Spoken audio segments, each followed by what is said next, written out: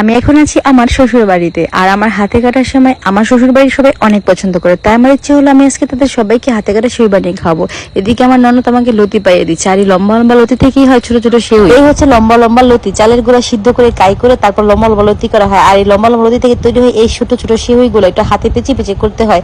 আর এই সেউগুলো আমার শ্বশুর বাড়ির সবাই বানাইতে পারে না, তাই আমি পারি। আমি একবার ঈদে ওদেরকে রান্না করে খাওয়াইছি, পরে এত মজা পাইছি, এখন সবসময় বলে যে বৌমা তোমার হাতের এই সেউ রান্না করবা। তো আমি এবার নিজে থেকে রান্না করতেছি, কারণ আমার খুব মন চাইছে তাদেরকে খাওয়াইতে, নিজের হাতে রান্না করি। আমি প্রায় 5 কেজি দুধ আনাইছি আমার শাশুড়ি আম্মাকে দিয়ে। শাশুড়ি আম্মা প্রথমে 1 কেজি দুধ আনছিল, কিন্তু আমি বলছি না আম্মা সবার জন্য রান্না করবো, বেশি করে দুধ নিয়ে আসেন। 4-5 বার বাজারে গেছে আমার শাশুড়ি আম্মা, বলে কি যে করে বৌমা। দুধে এলাচি, লবঙ্গ, গোলমরিচ, দারুচিনি আর লবণ দিয়ে খুব ভালোভাবে জাল দিয়ে নিয়েছিলাম। দুধ যখন একদম ফুটে গেছিল, ফুটন্ত দুধের মধ্যে আমি সাবু ঢেলে দিয়েছিলাম। তারপর সাবু ফুটে গেলে আমি চিনি দিয়েছিলাম। চিনি দেওয়ার পর যখন একদম ঘন ঘন হয়ে গেছে, তখন আমি আস্তে আস্তে হাতে কাটা সেমাইগুলো ঢেলে দিচ্ছি। এটাকে হাতে কাটা সেমাই অনেকে বলে, আমরা সেমাই বলি, সমস্যা নেই, একটা বললেই হয়েছে।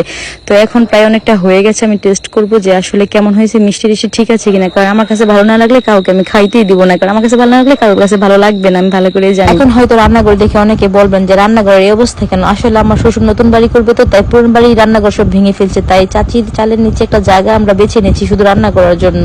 এত দুধ দেওয়ার পর মনে হচ্ছে দুধে কম পড়ছে, তাই শাশুড়ি মাকে আবার দোকানে পাঠালাম, আম্মা একটা দুধের প্যাকেট নিয়ে আসেন। 170 টাকা দিয়ে আরেকটা দুধের প্যাকেট নিয়ে আসলে ইচ্ছা মতো দিচ্ছি দুধ, কারণ যেন মজা হয়, সবাই যেন খেয়ে বলে না ভালো হয়েছে। আমার কথা হয়েছে কি, আমি যেটা রান্না করবো খুব ভালো বেশি যত্ন করে রান্না করি। আর শ্বশুর বাড়ির লোকদের জন্য রান্না করতেছি, যেহেতু মনে তো খুব ভয় লাগতেছে যে কি জানি বলে ভালো লাগে কিনা। আর যদি একবার খারাপ বলে আমার মন এত খারাপ হবে, কষ্ট পাবো, আমার রান্না করতে মন চাইবে না। তবে জানেন কি, আমি বাড়িতে আসলে আমি নিজে রান্না করি, আমার ভালো লাগে সবাইকে রান্না করে খাওয়াতে, আর সবার প্রশংসা শুনতে আমার অনেক ভালো লাগে। গতকালকে একটা ভিডিও পোস্ট করেছিলাম, আমার শাশুড়ি আম্মা রান্না করতেছিল। সেখানে আমি বলেছিলাম যে দেখেন আমার শাশুড়ি আম্মা আমাকে মেয়ের মতো দেখে, আমি বসে আছি আমার আম্মা রান্না করতেছে, এটা আমার মা হয়। এখন অনেকে চুলকানিমূলক কমেন্ট করে বসছেন যে কেমন মেয়ে কেমন বউ আপনার, যে শাশুড়ি রান্না করতেছে আপনি বসে আছেন। আচ্ছা তারা কি জানেন যে তরকারিটা আসলে কে বসাইছিল?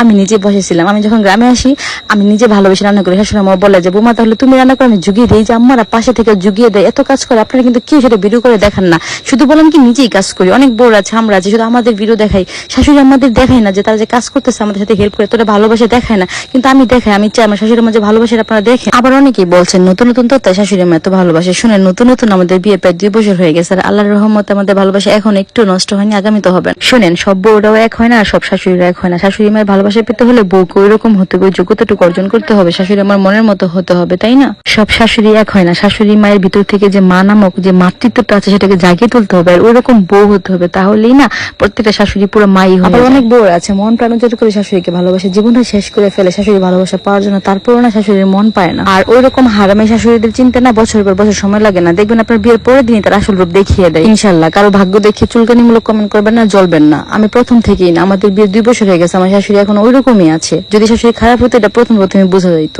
আবার অনেক হতভাগী বউরা আছে যারা দিনের পর দিন কটু কথা শুনেও দিনের পর দিন জীবনটা শেষ করে বছরের পর বছর শাশুড়ির মন, এটা ঠিক না। শাশুড়িকে মায়ের মতো হতে হবে। একটা মেয়ে আসে তার মায়ের কোল থেকে, তার মা তাকে কত যত্ন করে ছোট্টবেলা থেকে বড় করে তোলে, সেই বউটাকে প্লিজ একটু ভালোবাসেন শাশুড়ি মায়েরা, প্লিজ ভিডিওগুলো দেখে একটু শিখেন শাশুড়িদের কেমন হতে হবে। শাশুড়িরা যদি ভালো হয় বউ অটোমেটিক ভালো হয়ে যায়। আর আমি সবসময় ডাইরেক্ট কথা বলি, আপনারা আমার অনেক ভিডিওতে দেখেছেন যে যেরকম আমি তাকে তেমনই বলি, বানিয়ে বানিয়ে বলে কাউকে উপরে তুলে দিব, পরে পিছন দিয়ে আমাকে বাস দিবে, এমনটা আমি কখনই হতে দিব না। আর এখানে শাশুড়ি সুনাম করে আমার লাভটা কি বলেন তো? উনি যদি আমার সাথে খারাপ ব্যবহার করে থাকে আগে পিছিয়ে, আমি কেন আপনাদের সাথে সুনাম করতে যাবো? আমি অবশ্যই উনি খারাপ করে আমি খারাপ আপনাদের সাথে বলতাম। আর আমি সত্যি কথা বলার সময় নিজের মাকেও ছাড় দেন, আপনারা ভালো করে দেখছেন সব ভিডিওতে। তো আমার মা যেমন আমাকে আদর করে, আমার শাশুড়ি ঠিক ওই রকমই আমাকে আদর করে। হয়তো আমার ভাগ্যটাই ভালো। আপনারা দোয়া করবেন আমার জন্য যেন সারা জীবন এরকম থাকতে পারি।